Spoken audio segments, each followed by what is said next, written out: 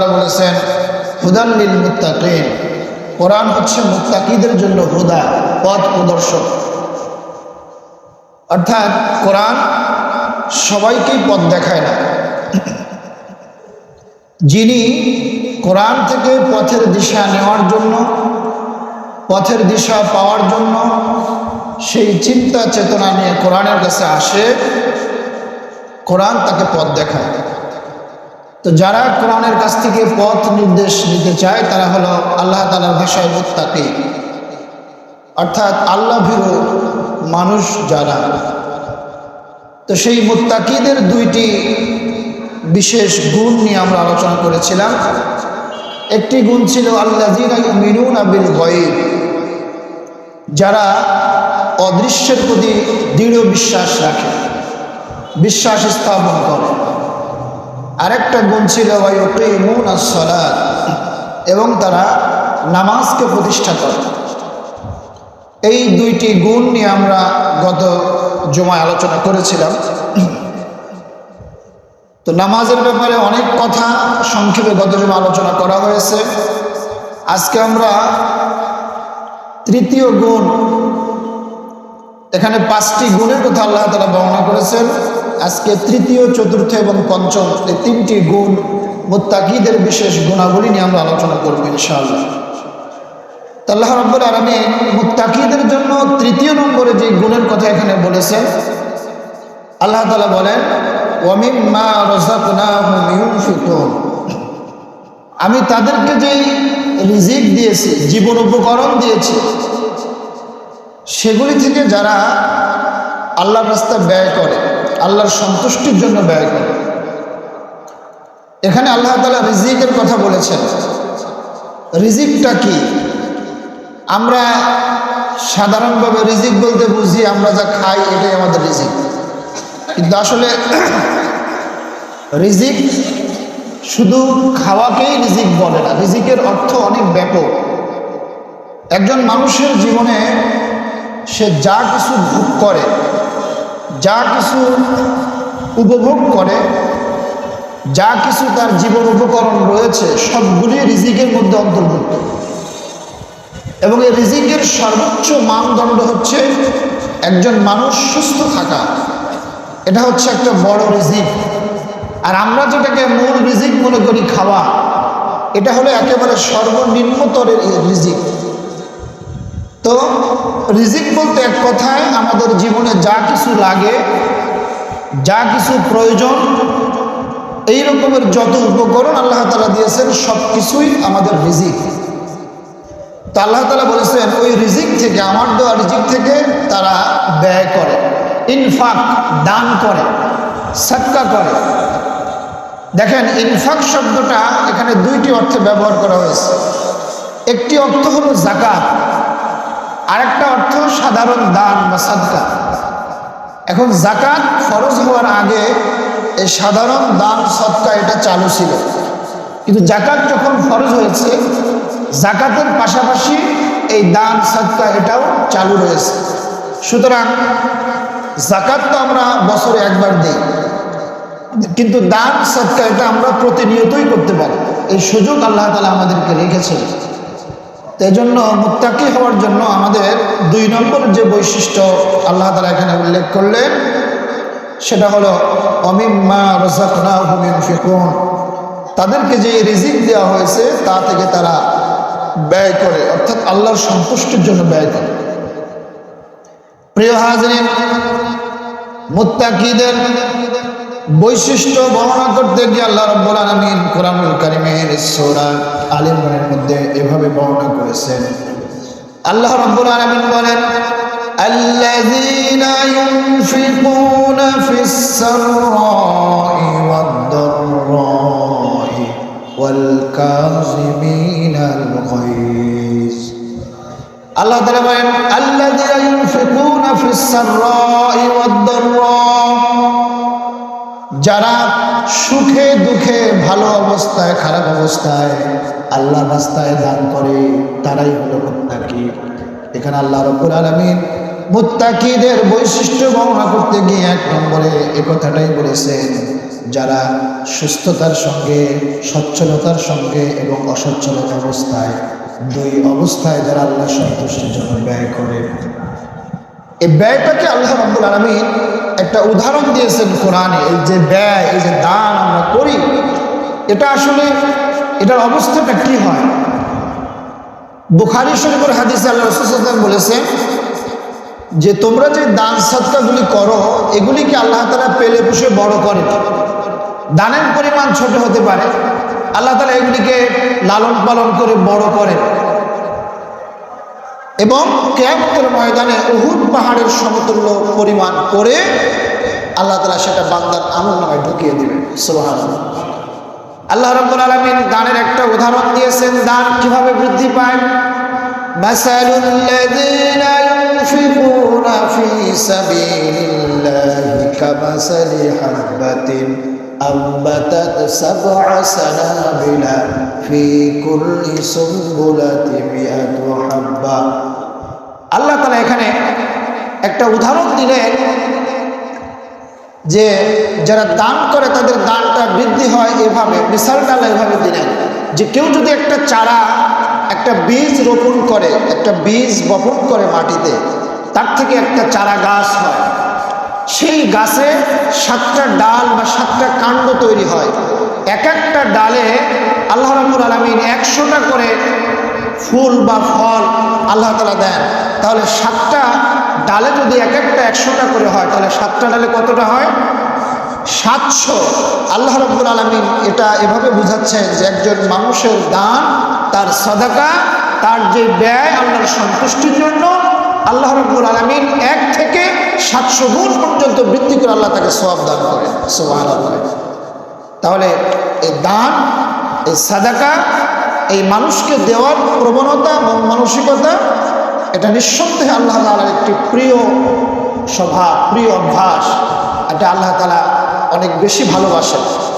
যেই বান্দার মধ্যে এই গুণগুলো থাকে, আল্লাহ তাআলা তাকে অনেক বেশি ভালোবাসেন, অনেক বেশি সম্মান মর্যাদা আল্লাহ রাব্বুল আলামিন তাকে দান করেন। দেখেন, আমরা তো আমাদের জীবনে শুধুমাত্র আমাদের ব্যক্তিগত চাহিদাকে আমরা প্রাধান্য দিয়ে থাকি।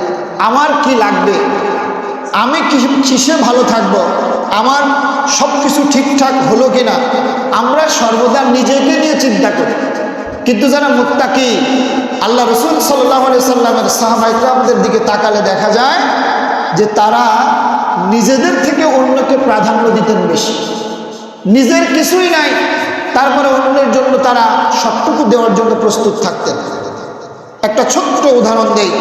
আল্লাহ রাসূল সাল্লাল্লাহু আলাইহি সাল্লামের একজন বিশিষ্ট সাহাবী হযরত আবু তালহা রাদিয়াল্লাহু তাআলা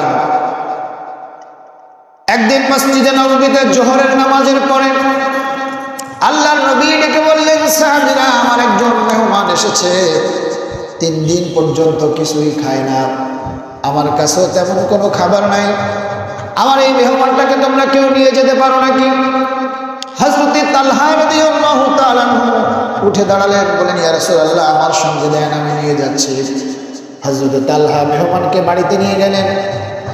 স্ত্রী হযরত উম্মে সুলাইম রাদিয়াল্লাহু তাআলাকে ডেকে বললেন, আল্লাহ রাসূল সাল্লাল্লাহু আলাইহি সাল্লামের একজন মেহমান নিয়ে এসেছি। স্ত্রী স্বামীকে ভিতরে ডেকে নিয়ে কানে কানে বললেন, এটা আপনি কি করলেন?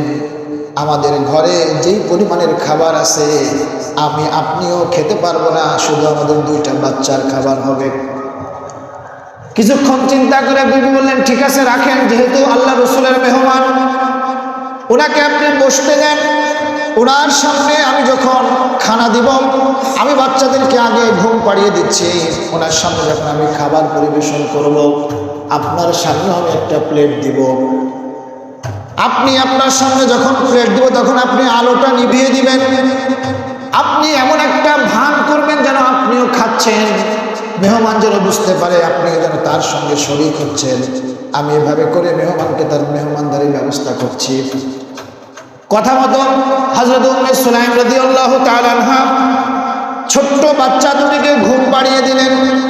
মেহমানের সামনে খাবার দেওয়া হলো। মেহমান যখন বললেন, ভাই আপনি আমার সঙ্গে বসেন, হযরত আবু তালহা একটা প্লেট নিয়ে আসলেন আর কৌশলে বাতিটা নিভিয়ে দিলেন। তিনি খালি প্লেটে তিনি হাত নাড়াচাড়া করতেছিলেন। মেহমান মনে করতেছেন। হযরতে আবু তালহাও তিনি তার সঙ্গে খাচ্ছেন, খাবারে অংশ নিয়েছেন।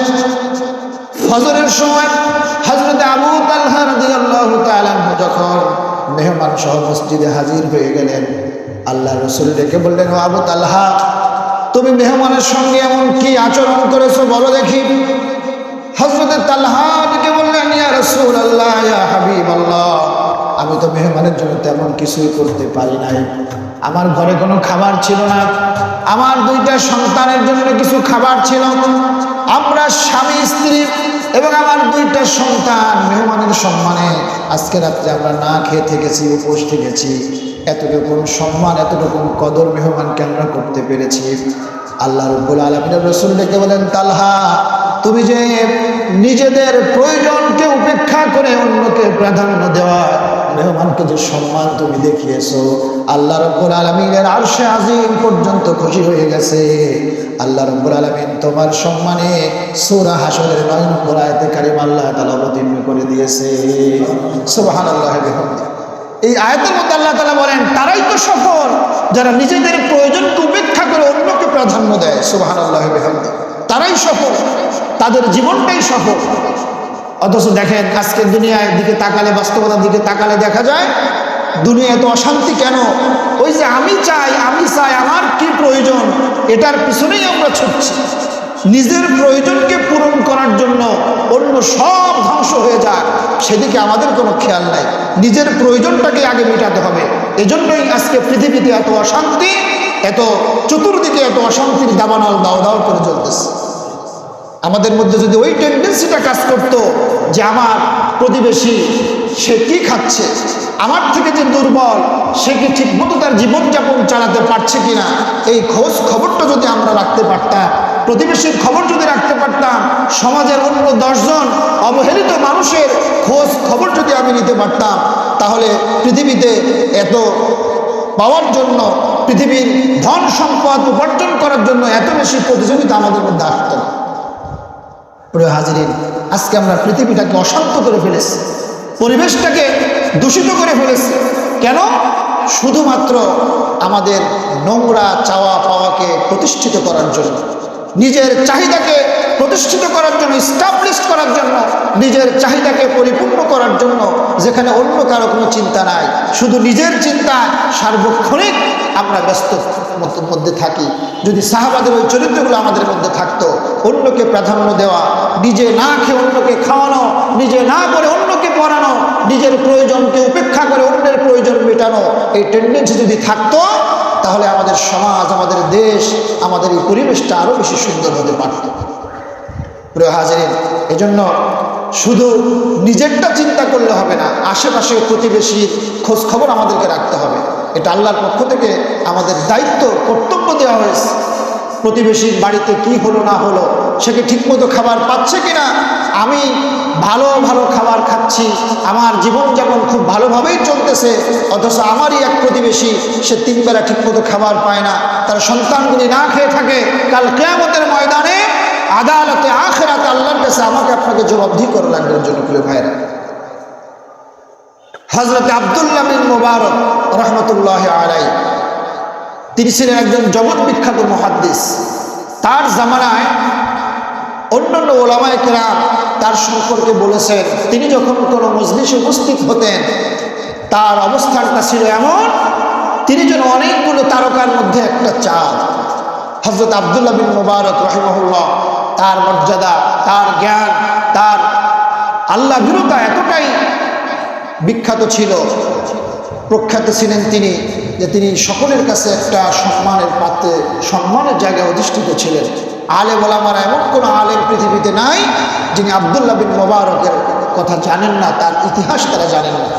এই হযরত আব্দুল্লাহ বিন মুবারক রহমতুল্লাহ আলাই, তিনি নফল হজ করার জন্য তিনি নিয়ত করেছেন, তিনি হজে যাবেন, তার ব্যাগপত্র তিনি গুছাচ্ছেন। ঠিক সেই মুহূর্তে তার ছোট্ট সন্তানটা কাঁদতে কাঁদতে তার কাছে আসে, ডেকে বলেন, বাবা তুমি কেন কাঁদো?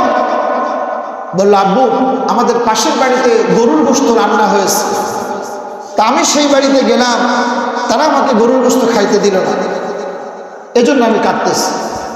তো হযরত আব্দুল্লাহ বিন মুবারক রহমতুল্লাহ আলাইহি ছোট্ট ছেলের মুখে এই কথা শুনে তার ভিতরে একটু খটকা লাগলো। ছোট মানুষ, সে গেল, গরুর গোশত তারা রান্না করছে, কেন দিল না? তিনি বাচ্চাটার হাত ধরে পাশের বাড়িতে গিয়ে দরজায় গিয়ে সালাম দিলেন, আসসালামু আলাইকুম ইয়া আহলাল বাইত। তখন বাড়ির যিনি কর্তা, তিনি ঘর থেকে বেরিয়ে দেখেন তার বাড়ির দরজায় দাঁড়ানো স্বয়ং আব্দুল্লাহ বিন মুবারক রহমতুল্লাহ আলাইহি। তিনি ডেকে বললেন, হুজুর কি ব্যাপার, আপনি আমার বাড়িতে এসেছেন, আমাকে ডাকলেই তো আমি যেতে পারতাম। হযরত আব্দুল্লাহ বিন মুবারক বললেন, না, প্রয়োজনটা যেহেতু আমার, এই জন্য আমি এসেছি। আচ্ছা বলো দেখি, তোমাদের বাড়িতে আজকে গরুর গোশত রান্না হয়েছে? লোকটা একটু ইতস্ততা বোধ করে, একটু বিব্রত বোধ করলেন। এরপরে বললেন যে, জি হুজুর, আমাদের বাড়িতে আজকে গরুর গোশত রান্না হয়েছে। তা আমার এই সন্তানটাকে তোমাদের বাড়িতে এসেছিল? জি এসেছিল। তাকে কেন দিলা না? এখন এই বাড়ির যে কর্তা, তিনি চুপ হয়ে গেছেন, কথা বলেন না। হযরত আব্দুল্লাহ বিন মুবারক আবার জিজ্ঞাসা করলেন, ছোট্ট একটা বাচ্চা এসেছে, গরুর গোশত রান্না করছে, তাকে একটু কেন দিলে না? দিলে কি হতো? তখন এই লোকটি চোখ দিয়ে টপ টপ করে পানি পড়তে শুরু করল। ডেকে বললেন, হুজুর, আমি গরিব মানুষ, আজকে 7 দিন পর্যন্ত আমি তেমন কোনো কাজ পাই না করার জন্য। অনেক খোঁজাখুঁজি করেছি, কোনো কাজ আমি জোগাড় করতে পারি নাই। গত 3 দিন পর্যন্ত আমার বাড়িতে চুলায় আগুন জ্বলে না। গত 3 দিন পর্যন্ত আমার বাড়ির প্রত্যেকটা সদস্য অভুক্ত, না খাওয়া অবস্থায় আছি। আজকে আমি যখন নদীর পাড় দিয়ে হেঁটে হেঁটে আসতেছিলাম, হঠাৎ আমি লক্ষ্য করে দেখলাম নদী দিয়ে একটা মরা গরু ভেসে ভেসে যাচ্ছে। আমি তখন কি করব? আমি কোনো দিক দিশা না পেয়ে, আমি যেহেতু পরিবারের কর্তা, পরিবারের অন্যান্য সদস্যদের কথা চিন্তা করে এদিক ওদিক তাকিয়ে কোনো লোকজন দেখতে না পেয়ে ওই মরা গরুর কিছুটা অংশ আমি কেটে নিয়ে এসেছি। আমার পরিবারের জন্য সেই গোশতটাই রান্না হয়েছে। হুজুর, আপনি তো সাহেবে মাল, আপনি তো ধনী মানুষ, মরা গরুর প্রাণী আমাদের জন্য জায়েজ হলেও আপনার সন্তানের জন্য জায়েজ হবে না, এজন্য আমি আপনার সন্তানকে গরুর গোশত খাইতে দেই নাই। হুজুর, মেহেরবানি করে আমার বেয়াদবিটা আপনি মাফ করে দিবেন। হযরত আব্দুল্লাহ বিন মুবারক প্রতিবেশীর মুখে এই কথা শোনার সঙ্গে সঙ্গে তার চোখ দিয়ে টপ টপ করে পানি পড়া শুরু হয়ে গেল। হযরত আব্দুল্লাহ বিন মুবারক দৌড়ে বাড়িতে চলে আসলেন। হজে যাওয়ার জন্য যেই টাকাগুলো তিনি রেখেছিলেন, জমা করেছিলেন, ওই টাকার পোটলাটা তিনি নিয়ে আসলেন। এনে ওই প্রতিবেশীর হাতে দিয়ে বললেন যে, ভাই, এখান থেকে কিছু টাকা দিয়ে এখনই তুমি তোমার পরিবারের জন্য কিছু খাদ্য খাবার কেনো, বাকি টাকা দিয়ে তুমি যে কোনো একটা ব্যবসা বা যে কোনো একটা অবলম্বন করে তুমি তোমার পরিবারের জীবিকা নির্বাহের ব্যবস্থা করো। আর তুমি আমাকে আল্লাহর রাস্তে মাফ করে দিও। তুমি যে 3 দিন পর্যন্ত তোমার ঘরে চুলায় আগুন জ্বলে না, আমি প্রতিবেশী হয়েও তোমার খোঁজ নিতে পারি নাই, এজন্য কিয়ামতের দিন আমাকে আল্লাহর দরবারে আসামি বানাইও না। হযরত আব্দুল্লাহ বিন মুবারক তার হজে যাওয়ার টাকাগুলো পাশের প্রতিবেশী, গরিব প্রতিবেশীকে দান করে দিলেন। হজ শেষ হয়ে যাওয়ার কিছুদিন পরে হযরত আব্দুল্লাহ বিন মুবারকের বন্ধু তার বাড়িতে এসেছে দেখা করার জন্য। হযরত আব্দুল্লাহ বিন মুবারকের কাছে এসে বলল, বন্ধু, হজ থেকে তুমি কবে ফিরলাম? হযরত আব্দুল্লাহ বিন মুবারক ডেকে বলল, বন্ধু, আমি তো এবার হজে যেতে পারি নাই, আমার হজে যাওয়ার টাকাটা আমার পাশের এক গরিব প্রতিবেশীকে আমি দান করে দিয়েছি। বন্ধু ডেকে বলে, বন্ধু, কেন মস্করা করো? তুমি কেন আমার সঙ্গে ছলচাতুরি করছো? আমি মক্কায় হজের যতগুলো কাজ আমি সম্পাদন করেছি, আমি যখন কাবা তাওয়াফ করেছি, আমি আমার সামনে আমি তোমাকে দেখতে পেয়েছি। আমি যখন সাফা মারওয়া সাই করেছি, আমার সামনে আমি তোমাকে দেখতে পেয়েছি। মিনা, মুজদালিফা, প্রত্যেকটা জায়গায় আমি আমার সামনে তোমাকে দেখতে পেয়েছি। আর তুমি বলছো তুমি হজে যাও নাই, এটা কেমন কথা? হযরত আব্দুল্লাহ বিন মুবারক ডেকে বললেন যে, ভাই, আসলে এবার আমি হজে যেতে পারি নাই। আমার হজে যাওয়ার টাকাগুলো আমি আমার গরিব প্রতিবেশীর জন্য দান করে দিয়েছি। রাতের বেলা হযরত আব্দুল্লাহ বিন মুবারক ঘুমিয়ে গেলেন। স্বপ্নে কে যেন হযরত আব্দুল্লাহ বিন মুবারককে ডেকে বলল, আব্দুল্লাহ বিন মুবারক, তুমি এবার হজে যেতে পারো নাই, তোমার হজে যাওয়ার টাকাগুলো তোমার গরিব প্রতিবেশীকে তুমি দান করে দিয়েছো। তোমার এই দান, তোমার এই ইনফাক, তোমার এই প্রতিবেশীকে সহযোগিতা আল্লাহ রাব্বুল আলামিনের কাছে এতটাই প্রিয় হয়েছে, এতটাই ভালো লেগেছে, তুমি এর কারণে হজে যেতে পারো নাই। এজন্য রব্বুল আলামিন একজন ফেরেশতা দিয়া তোমার আকৃতি বানায়া তাকে দিয়ে তোমার হজের যাবতীয় কার্যক্রম আল্লাহ তাআলা পরিচালনা করিয়েছেন। শুধু তাই নয়, তোমার এই দানের ওসিলা করে, তোমার এই স্যাক্রিফাইসের ওসিলা করে এবছর যত হাজি মক্কায় হজ করার জন্য এসেছে, আল্লাহ রাব্বুল আলামিন তোমার ওসিলায় সমস্ত হাজিদের হজকে আল্লাহ তাআলা কবুল করে নিয়েছে। সুবহানাল্লাহ ওয়া বিহামদিহি। ইবাদত শুধু মসজিদ মাদ্রাসা খানকার মধ্যে নয়, এটা হলো সামাজিক ইবাদত। সমাজও ইবাদত আছে, আমরা বুঝি না তাই এটাকে আমরা গুরুত্ব দিই। সমাজেও ইবাদত আছে, ব্যবসার মধ্যে ইবাদত আছে, চাকরিতেও ইবাদত আছে, ক্ষেত খামার প্রত্যেকটা জায়গায় ইবাদত আছে, যদি সেটা আমরা আল্লাহ এবং আল্লাহ রসুলের তরিকা মোতাবেক করতে পারি।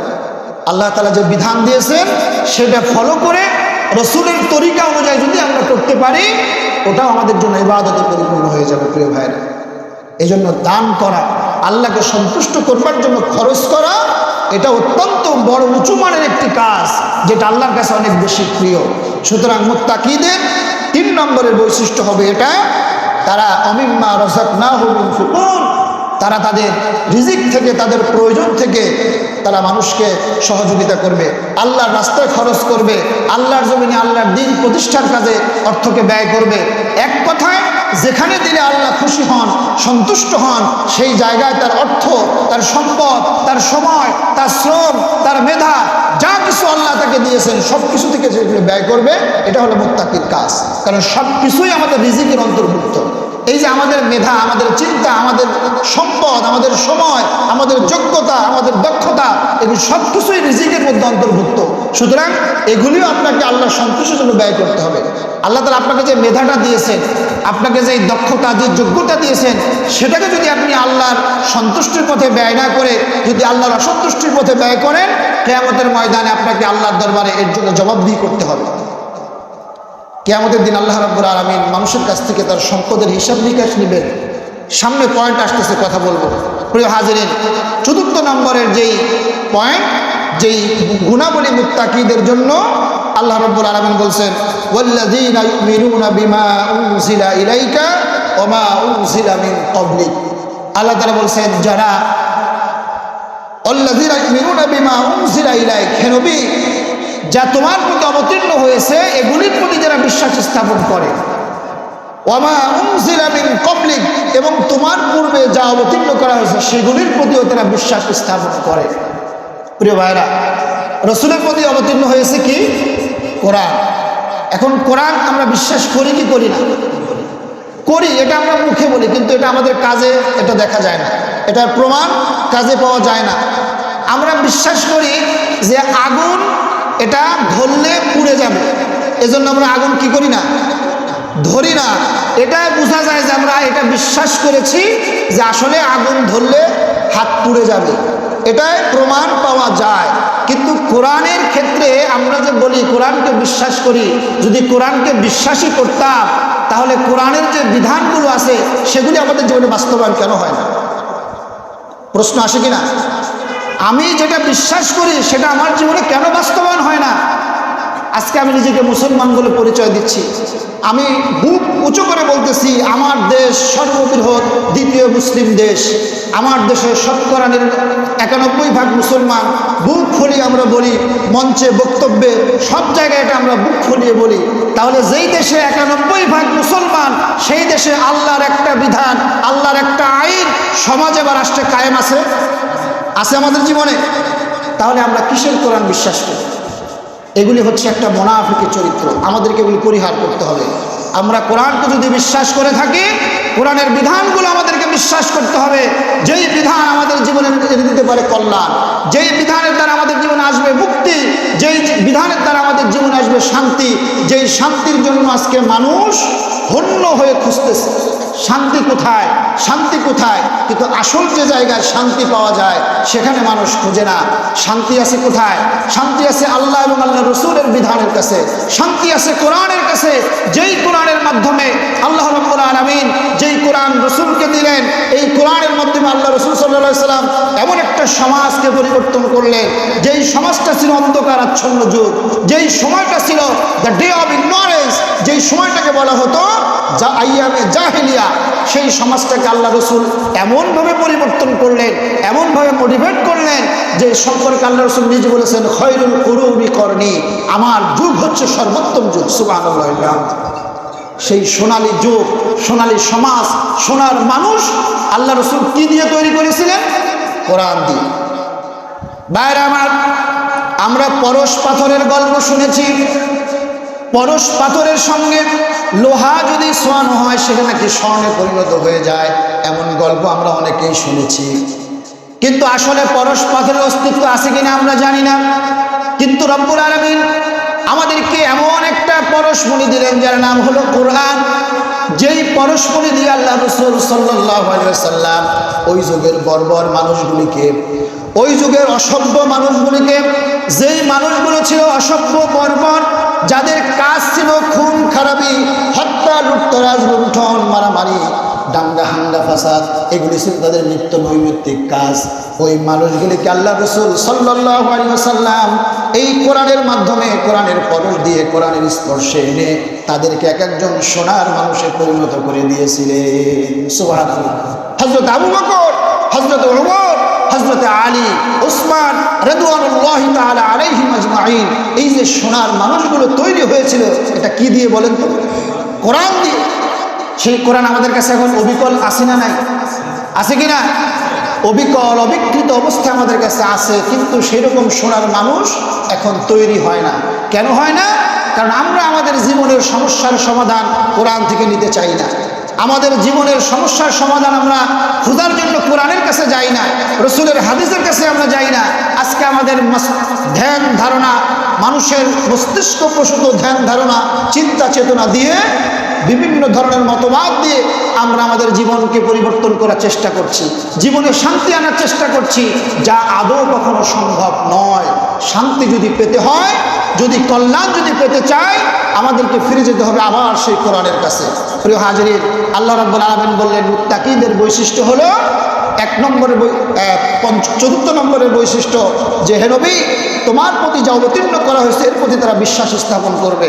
তাহলে বিশ্বাস স্থাপন তখনই বোঝা যাবে যখন সেটার কার্যকারিতা আমার জীবনে খুঁজে পাওয়া যাবে, নতুবা ওই শুধু মুখে বলা ওই বিশ্বাস আল্লাহর কাছে গ্রহণযোগ্য হবে না। এই জন্য আসুন কোরআনকে যেমন আমরা বিশ্বাস করি, কোরআনের বিধানগুলিকেও বিশ্বাস করে যেন আমরা আমাদের জীবনে এটাকে পালন করতে পারি, এটাকে কায়েম করতে পারি। ব্যক্তি, সমাজ, রাষ্ট্রে যেন কোরআনের আইন প্রতিষ্ঠা হয়, আল্লাহর বিধানগুলো কায়েম হয়, সেজন্য যেন আমরা তৎপর থাকতে পারি, আমরা শ্রম দিতে পারি, সে আঞ্জাম আমরা দিতে পারি। আল্লাহ তাআলা তৌফিক দিন, সকলে বলি আমিন। এখন দ্বিতীয় একটা অংশ, মা উনজিলা মিন ক্বাবলি, হে নবী আপনার পিছনে যা অবতীর্ণ করা হয়েছে, অর্থাৎ তাওরাত, জবুর, ইনজিল, এই যে কিতাবগুলো, এগুলি এখন বিকৃত হয়ে গেছে, কিন্তু এগুলি যে আল্লাহর পক্ষ থেকে এসেছিল এটা আমাদেরকে বিশ্বাস করতে হবে। যদিও এর ভিতরে যে কথাগুলো এখন আছে সেগুলি বিকৃত হয়ে গেছে, যেহেতু এটার ব্যাপারে আল্লাহ তাআলা সংরক্ষণের দায়িত্ব নেন নাই। কোরআনের ব্যাপারে আল্লাহ তাআলা যেমন বলেছেন, ইন্না নাহনু নাযালনা যিকরা ওয়া ইন্না লাহু লাহাফিজুন, নিশ্চয়ই এই কোরআন অবতীর্ণ করেছি আমি আল্লাহ, আর এর সংরক্ষণের দায়িত্ব, এর হেফাজতের দায়িত্ব আমি আল্লাহ আমার নিজ হাতে তুলে নিয়েছি। সুবহানাল্লাহ। এই জন্য কিয়ামত পর্যন্ত কোনো মানুষ কোরআনের একটা হরকত, একটা জের, জবর, নুক্তা কেউ পরিবর্তন করতে পারবে না, কারণ এটা হেফাজতের দায়িত্ব নিয়েছেন কে? সুতরাং এটা যেমন সত্য আমরা বিশ্বাস করি, ঠিক তেমনিভাবে পূর্বে যে কিতাবগুলো অবতীর্ণ করা হয়েছে সেগুলিও যে আল্লাহর পক্ষ থেকে এসেছিল সেটা আমাদেরকে বিশ্বাস করতে হবে। প্রিয় ভাইরা, এখন 5 নম্বর সর্বশেষ যে বৈশিষ্ট্য আল্লাহ রাব্বুল আলামিন এখানে বলছেন সেটা হলো ওয়াবিল আখিরাতি হুম ইউকিনুন, যারা মুত্তাকি তারা আখিরাতের প্রতি দৃঢ় বিশ্বাস করে। শুধু বিশ্বাস নয়, দৃঢ় বিশ্বাস। দেখেন আখিরাতটা কি?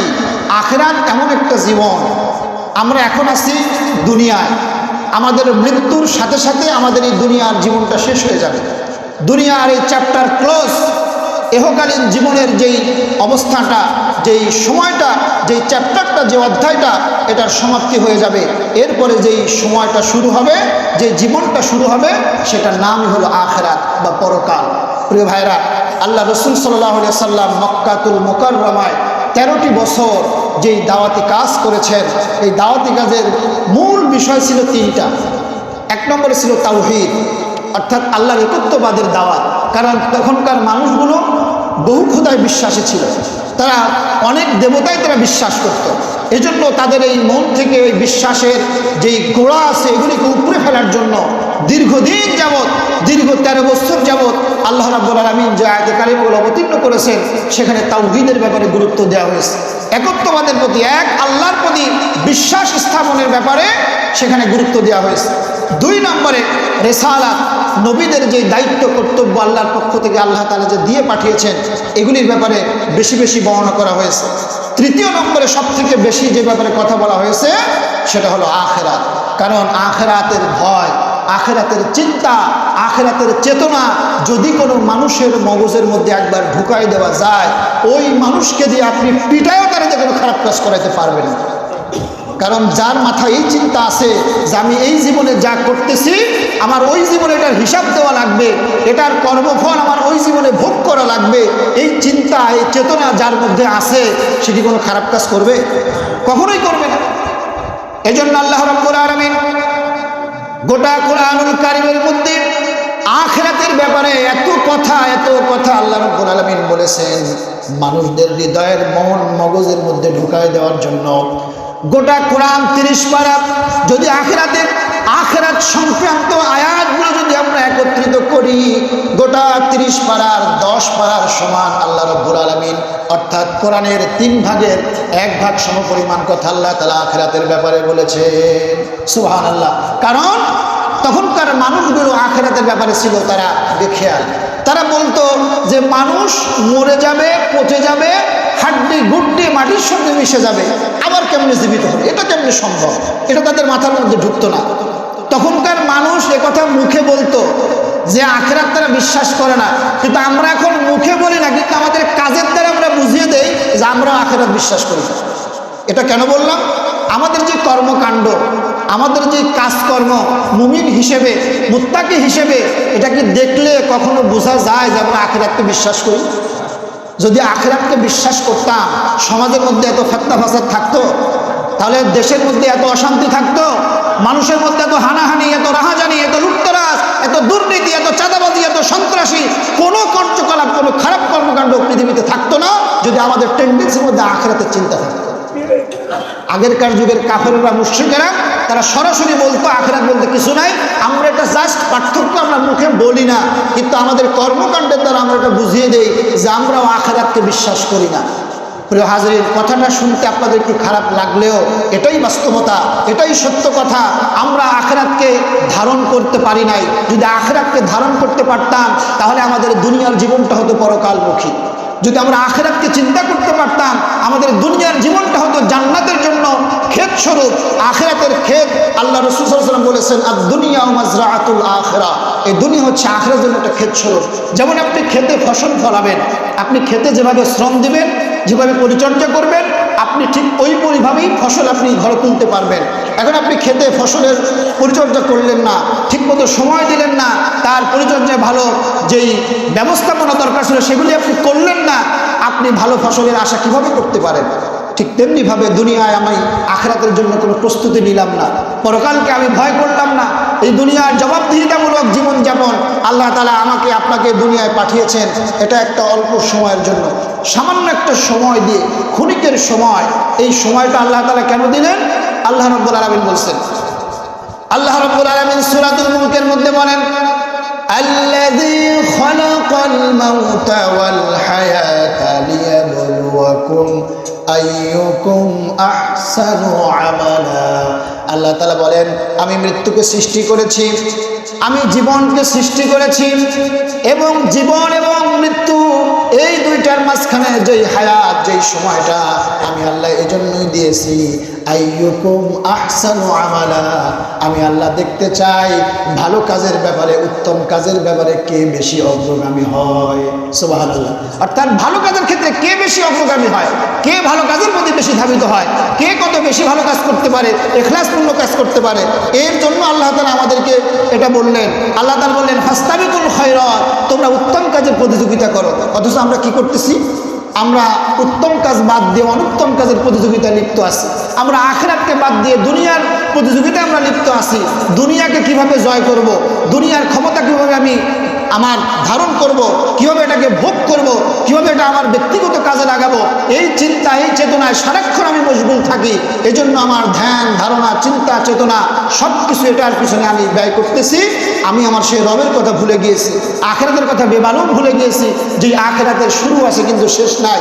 এই দুনিয়ার শুরু আছে, শেষও আছে, কিন্তু আখিরাত শুরু হবে, তার কোনো শেষ হবে না প্রিয় ভাইরা। এজন্য এই আখিরাত এমন একটা জায়গা যেখানে আমার আপনার এই দুনিয়ার সামান্যতম কর্মকাণ্ডেরও চুলচেরা বিশ্লেষণ হবে।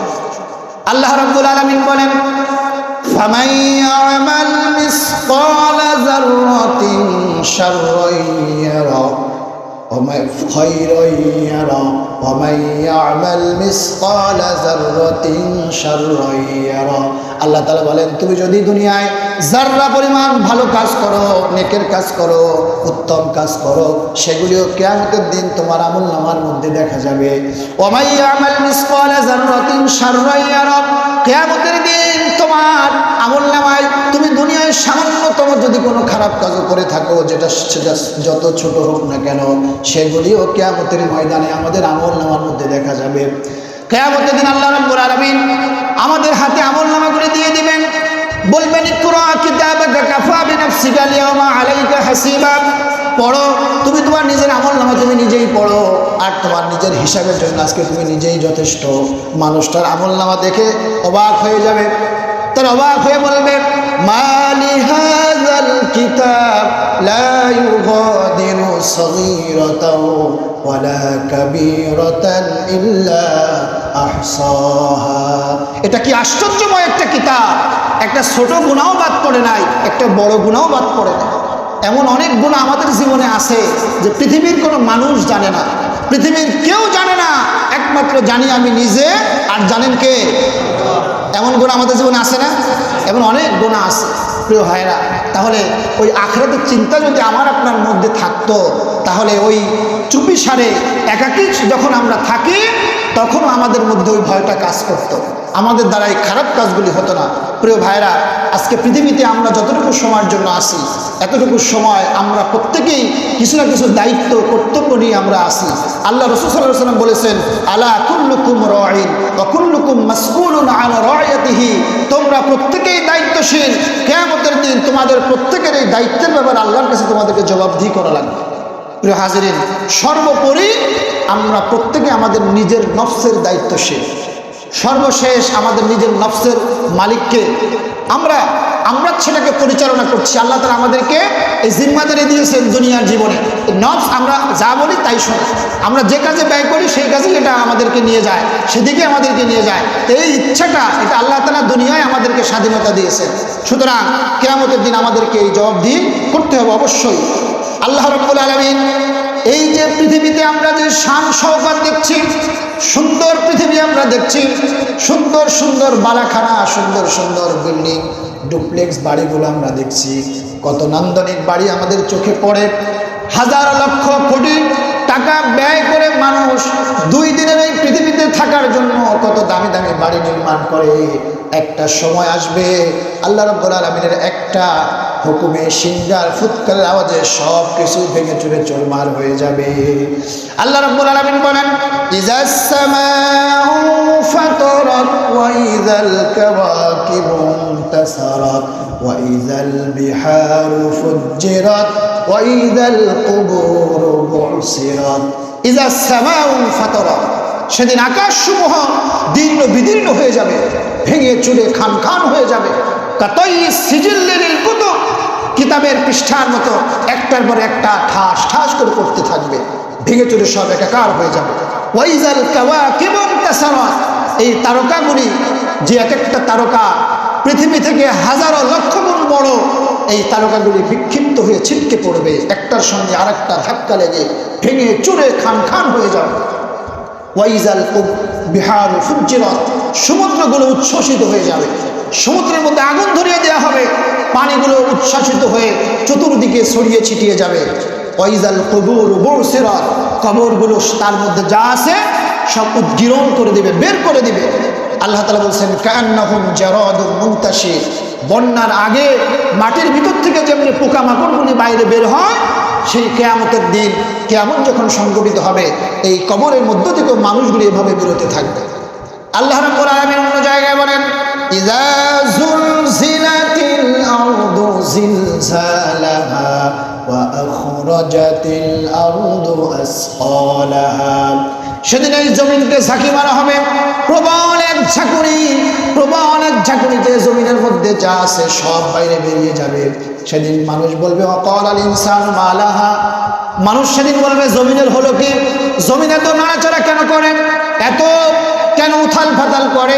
তখন জমিন থেকে জবাব আসবে বিআন্না রাব্বাকা আওহা লাহা, এটা আমার প্রভুর পক্ষ থেকে আদেশ হয়েছে, তোর মধ্যে যা আছে সব কিছু তুই বাইরে বের করে দে। সেদিন আর কেউ ইচ্ছা করলে লুকায় থাকতে পারবে না, যা আছে সব বেরিয়ে যাবে। সেদিন আর কোনো কিছু লুকায়িত অবস্থায় থাকবে না, সব বাইরে বের হয়ে যাবে। কিয়ামতের ময়দান কায়েম হবে, হাসরের মাঠ কায়েম হবে। সেই হাসরের মাঠটা কি হবে? সেটা হবে প্রতিফল দিবসের দিন। ওই যে বললাম, আমরা এই পৃথিবীতে যা করতেছি, যা করছি, প্রত্যেকটা মুহূর্ত রেকর্ড করছেন কে? আল্লাহ রাব্বুল আলামিন বলেন মা ইয়ালফিযু মিন কাউলিন ইল্লা লাদাইহি রাকীবুন আতীদ। মানুষ যখন যা কিছু করে, কোনো কিছু আল্লাহ রাব্বুল আলামিনের অগোচরে থাকে না, সব আল্লাহ রাব্বুল আলামিনের দরবারে রেকর্ড হয়ে যায়, সবগুলি রেকর্ড থাকবে। আল্লাহ তাআলা বলছেন আল ইয়াউমা তুজজা কুল্লু নাফসিন বিমা কাসাবাত লা যুলুমাল ইয়াউম, আজকে হলো প্রতিফল দিবসের দিন। দুনিয়ায় তোমরা যা করেছো, যতটুকু ভালো কাজ করেছো তার প্রতিদান দেওয়া হবে, যতটুকু খারাপ কাজ করেছো তার প্রতিদান দেওয়া হবে। লা যুলুমাল ইয়াউম, কারো প্রতি কোনো জুলুম হবে না। আল্লাহ তাআলা বলেন সেদিন তিনি ন্যায় ইনসাফ সেদিন কায়েম করবেন, সেদিন তিনি মিজানকে, দাড়িপাল্লাকে তিনি সেদিন স্থাপন করবেন। সেই দাড়িপাল্লায় মিজানে প্রত্যেকটা মানুষের নেক আমলগুলো, বদ আমলগুলো পরিমাপ করা হবে। সেদিন ন্যায় এবং ইনসাফের ভিত্তিতে আল্লাহ রাব্বুল আলামিন রায় প্রদান করবেন। কারো প্রতি কোনো জুলুম করবেন না, কারো প্রতি কোনো ধরনের কোনো পার্সেন্টি হবে না, কোনো ধরনের কোনো দলীয়করণ সেদিন হবে না। প্রিয় হাজরিন, এই হিসাব বিকাশ বিচারের পরে কিয়ামতের দিন সর্বশেষ মানুষদেরকে আল্লাহ তাআলা দুইটা দলে বিভক্ত করবেন। কয়টা দল বলেন তো? আল্লাহ রাব্বুল আলামিন বলেন ফারিকুম ফিল জান্নাতি ওয়া ফারিকুম ফিস সাঈর। সেদিন দল হবে মাত্র দুইটা, একটা হলো জান্নাতি আর একটা হবে জাহান্নামী। জান্নাতীরা জান্নাতের পথে যাবে, জাহান্নামীরা জাহান্নামের পথে যাবে। ওয়াসিকাল লাযীনা ইত্তাকাউ রাব্বাহুম ইলাল জান্নাতি যুমারা। আল্লাহ তাআলা বলেন সেদিন ফেরেশতারা জান্নাতীদেরকে জান্নাতের দিকে হাঁকিয়ে নিয়ে যাবে, তাদেরকে জান্নাতের দিকে ঢুকাবে। সেখানে তাদেরকে ফেরেশতারা ওয়েলকাম করবে, রিসিপশন দিবে, তাদেরকে সম্মান অভ্যর্থনা জানিয়ে তাদেরকে জান্নাতে প্রবেশ করাবে। সুবহানাল্লাহি ওয়া বিহামদিহি। প্রিয় হাজরিন, তাহলে কিয়ামতের ময়দানে আল্লাহ রাব্বুল আলামিন এই যে বিচার ফয়সালা করবেন, এই যে জান্নাত এবং জাহান্নামে দুইটা দলে ভাগ করে দিবেন, এখন আমাদের যে হিসাব আমাদেরকে করতে হবে, সেদিন সফল কারা আর ব্যর্থ কারা। আমরা তো দুনিয়ার সফলতায় মগ্ন হয়ে আছি, দুনিয়ায় বাড়ি গাড়ি করেছি, দুনিয়ায় টাকা পয়সা আছে, প্রভাব প্রতিপত্তি আছে, আমি অমুক বড় দলের লিডার, আমার পিছনে অনেক লোক ধরে, আমার সব থেকে পাওয়ার বেশি, আমি সব থেকে বেশি সফল।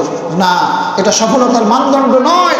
চূড়ান্ত সফল হবে ওই ব্যক্তি যার কিয়ামতের ময়দানে আল্লাহ তাআলা যাকে জান্নাতের ফয়সালা করে দিবেন। আল্লাহ রাব্বুল আলামিন বলেন ফামান যুহজিহা আনিন নার ওয়া উদখিলাল জান্নাতা ফাকাদ ফাজ।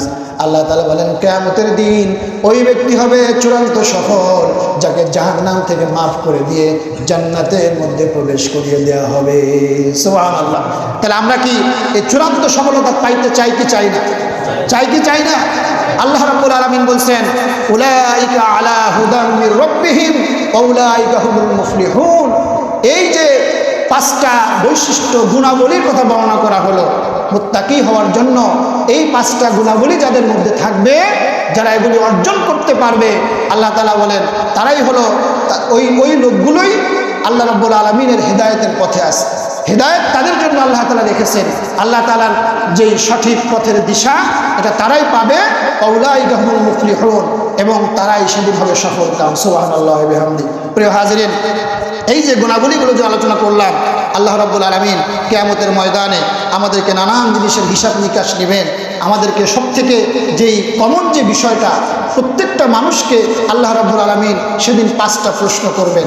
যেই প্রশ্নটা একজন আলেমকেও করা হবে, একজন আম যিনি আলেম নন তাকেও করা হবে, একজন রিকশাওয়ালা যিনি তাকেও করা হবে, একজন কোটিপতি যিনি তাকেও করা হবে। আল্লাহ রাসূল সাল্লাল্লাহু আলাইহি ওয়াসাল্লাম বলেছেন, এই 5টা প্রশ্নের জবাব না দিয়ে একটা বনি আদমও একটা কদমও সামনে বাড়তে পারবে না। আমি এই 5টা প্রশ্নের কথা বলেই শেষ করে দিচ্ছি। 1 নম্বরের প্রশ্ন করা হবে যে তোমাকে যে হায়াতটা, যে জীবনটা আমি আল্লাহ দিয়েছিলাম, সেটা তুমি কোন কাজে ব্যয় করেছো? অর্থাৎ এই দুনিয়ার জীবনটা তুমি কিভাবে পার করে এসেছো? প্রিয় হাজিরিন, চিন্তা করেন একটু ঠান্ডা মাথায়। এই প্রশ্নের জবাব যদি আমরা দিতে না পারি, তাহলে আমাদের কোনো উপায় থাকবে না। আমরা আমাদের জীবন কে কোনভাবে ব্যয় করতেছি, এটা পৃথিবীর কেউ না জানলেও আমি জানতেছি, আর জানতেছে কে? আল্লাহ। সুতরাং আমি আমার জীবনকে কোন পথে ব্যয় করতেছি, কোন পথে ব্যয় করা উচিত, এটা আজকে থেকে আমাদের উপলব্ধিতে আসা দরকার। কিয়ামতের ময়দানে আল্লাহর কাছে যেন আমরা জবাব দিতে পারি। 2 নম্বরে আল্লাহ তাআলা এই জীবনের মধ্যে একটা অংশ, একটা সেশন, একটা পার্ট, সেটা হলো যৌবনকাল। আল্লাহ তাআলা বলবেন তোমার যৌবনকালটা তুমি কোন কাজে ব্যয় করেছো। কারণ মানুষের যৌবনকালটা টার্নিং পয়েন্ট। এই যৌবনকালে মানুষ খারাপ দিকে যাওয়ার মূল আকর্ষণ থাকে, সব থেকে বেশি সুযোগ থাকে খারাপ কিছুর প্রতি আকৃষ্ট হওয়া, খারাপের প্রতি আকৃষ্ট হওয়া, খারাপ দিকে ছুটে যাওয়া, যে কোনো জিনিসের প্রতি আকৃষ্ট হওয়ার সব থেকে মুখ্যম সময় হলো যৌবনকাল। যৌবনের টানে মানুষ অনেক সময় তার জীবনের দিশা হারিয়ে ফেলে, অনেকে অন্ধকারের মধ্যে হারিয়ে যায়। সুতরাং এগুলিকে উপেক্ষা করে, এগুলিকে অ্যাভয়েড করে যে ব্যক্তি আল্লাহর পথে থাকতে পারবে, আল্লাহর হেদায়েতের পথে থাকতে পারবে, রসুলের আদর্শ নিয়ে থাকতে পারবে, ওই ব্যক্তি হবে সফল। এই জন্য আল্লাহ রাব্বুল আলামিন যৌবনকালের ব্যাপারে আলাদা করে প্রশ্ন করবেন। 3 নম্বরে প্রশ্ন করবেন, তুমি তোমার সম্পদ কিভাবে অর্জন করেছো? তুমি যে সম্পদের মালিক হয়েছো, টাকা পয়সা, কাড়ি কাড়ি টাকা, ডলার তুমি ব্যাংক ভর্তি করে রেখেছো, তোমার হাজার হাজার টাকা, হাজার হাজার কোটি টাকা তুমি ব্যাংক ব্যালেন্স করেছো, এই টাকার উৎসগুলো কি, তুমি কিভাবে উপার্জন করেছো? এরপরে প্রশ্ন হবে, তুমি এই টাকাগুলো কোন খাতে ব্যয় করেছো? সেগুলি কি আমার সন্তুষ্টির খাত ছিল, না যেভাবে ইনকাম করেছো সেভাবেই খরচ করেছো? এটাই আমাদের জীবনে হয়। প্রিয় ভাইয়েরা, আমরা ভালো কাজে টাকা খরচ করতে চাই না, সেখানে আমাদের সামনে অনেক অজুহাত চলে আসে, এই সমস্যা ওই সমস্যা, কিন্তু দেখা যায় এমন একটা কাজে আপনার অনেকগুলো টাকা চলে গেলে আপনি টেরই পেলেন। এই জন্য আমরা সাদাকার ক্ষেত্রে, দানের ক্ষেত্রে আমরা যত বেশি অগ্রগামী হব, অন্যান্য বিপদ আপদ, বালা মুসিবত, চিকিৎসা, অন্যান্য ধরনের খাত দেখবেন আপনার খরচ অনেক কমে গেছে। আপনি যদি বিশ্বাস করতে চান, আপনি প্র্যাকটিক্যালি দেখেন, আপনি আপনার সাদাকাটা বাড়িয়ে দেন, আপনার দানটা কন্টিনিউ করেন, আপনি দেখবেন যে অন্যান্য সময় আপনার উপরে যে বিপদ আপদ, বালা মুসিবতগুলো আসতো, আপনার চিকিৎসায়, আপনার অন্যান্য কাজে বিপদ আপদে যে টাকা পয়সা খরচ হতো, সেই খাতটা অনেক কমে গিয়েছে। এটা পরীক্ষিত হাদিস দ্বারা। সুতরাং এই কাজটা আমরা করব। আল্লাহ তাআলা এটা আমাদেরকে হিসাব চাইবেন, আমাদের অর্থগুলো আমরা কোন কাজে ব্যয় করেছি। এজন্য আমরা আমাদের অর্থগুলো আল্লাহর সন্তুষ্টিমূলক কাজে ব্যয় করব। আল্লাহ তাআলা তৌফিক দিন, সকলে বলি আমিন।